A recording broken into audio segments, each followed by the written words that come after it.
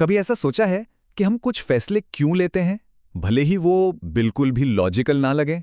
असल में ना हमारे दिमाग के अंदर एक लगातार खींचतान चलती रहती है। तो आज हम मन के इन्हीं दो मास्टर्स यानी भावना और तर्क की दुनिया में थोड़ा और गहरा उतरेंगे। आज हम यही समझने वाले हैं कि कैसे अनजाने में बने हमारे इमोशनल रिश्ते हमें चलाते हैं और कैसे हम सोच समझकर, होश में रहकर तर्क का इस्तेमाल कर सकते हैं। ये हमारे मन की जो दोहरी कार्य प्रणाली है ना, उससे समझने की एक कोशिश है। कभी ऐसा हुआ है कि किसी से मिलते ही एक गहरा सा कनेक्शन महसूस हुआ हो और वजह समझ ही नहीं आई? चलिए इसी अनदेखी इमोशनल स्क्रिप्ट को समझते हैं कि ये गहरे बंधन आखिर बनते कैसे हैं। देखिए, ये जो बंधन है, ये आमतौर पर 3 फेजेस में बनते हैं। सबसे पहले एक इमोशनल ट्रिगर हमारा ध्यान अपनी तरफ खींचता है। इसके बाद किसी के स्थिर स्वभाव से हमें एक सुरक्षा का भ्रम होता है, जो हमें बहुत सहज महसूस कराता है।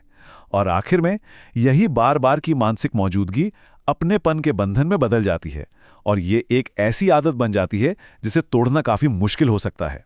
इसका मतलब ये है कि हमारा जो लगाव है वो असल में उस इंसान से नहीं, बल्कि उस एहसास से होता है जो वो इंसान हमारे अंदर जगाता है।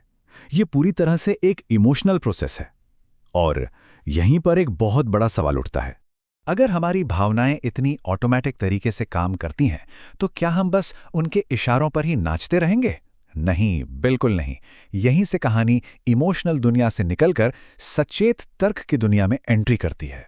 मेंटल कंट्रोल की तरफ पहला कदम बहुत ही दिलचस्प है। ये है अपनी सोच के बारे में सोचना। क्या कभी ऐसा किया है कि कुछ देर रुककर अपने ख्यालों को सिर्फ देखा हो, बिना उन पर कोई फैसला सुनाए? असल में शुरुआत यहीं से होती है। इसे सोचने की जागृति कहते हैं। ये समझना कि हम में से ज्यादातर लोग अपनी जिंदगी ऑटो पायलट मोड में जीते हैं, पुरानी आदतों और भावनाओं के गुलाम बनकर। ये जागरूकता उस पैटर्न को तोड़ने और जानबूझकर होश में रहकर अपने मन का कंट्रोल लेने का पहला कदम है। इसको ऐसे समझिए कि हमारा जो इमोशनल दिमाग है वो एक तेज बेलगाम घोड़े की तरह है और तार्किक दिमाग उसका सवार है। यहाँ बाईं ओर आप उस घोड़े को देखते हैं, बहुत तेज, सहज और सिर्फ भावनाओं पर चलने वाला। और दाईं ओर है उसका सवार, धीमा, विचारशील और हमेशा सबूतों की तलाश करने वाला। मकसद घोड़े को काबू करना नहीं, बल्कि उसकी सवारी करना सीखना है। तो सवाल यह है कि हम अपने अंदर के सवार को ट्रेन कैसे करें? इसकी शुरुआत होती है अपने मन में जो शोर चल रहा है ना, उसे शांत करके, मतलब मेंटल क्लैरिटी हासिल करके।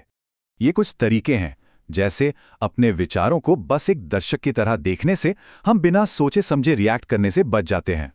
अपना ध्यान कंट्रोल करने से हम जरूरी चीजों पर फोकस कर पाते हैं। और जब हम हर धारणा पर क्यों सवाल उठाते हैं, तो हम अपनी ही बनी बनाई सोच को चैलेंज करते हैं। यही है धीमी लेकिन शक्तिशाली सोच की नींव। तो हमने मन के एक स्वामी यानी भावनाओं की अनदेखी ताकत को समझा और दूसरे स्वामी यानी तर्क के सचेत औजारों को भी देखा। लेकिन यहां असली समझदारी किसी एक को चुनने में है ही नहीं। इसे एक माहिर नाविक की तरह सोचिए। वो समंदर की लहरों को कंट्रोल नहीं कर सकता, नहीं, लेकिन वो उन्हें समझकर अपने जहाज को सही दिशा में ले जाना सीख सकता है। असली महारत इन्हीं दोनों यानी भावनाओं की लहरों और तर्क के पतवार के तालमेल में है। तो खुद से ये सवाल पूछना बनता है, इस वक्त आपके मन का जहाज कौन चला रहा है, भावनाएं या तर्क? जब हम इन दोनों के प्रति जागरूक हो जाते हैं, तभी हम अपनी जिंदगी की दिशा को सही मायने में कंट्रोल कर सकते हैं।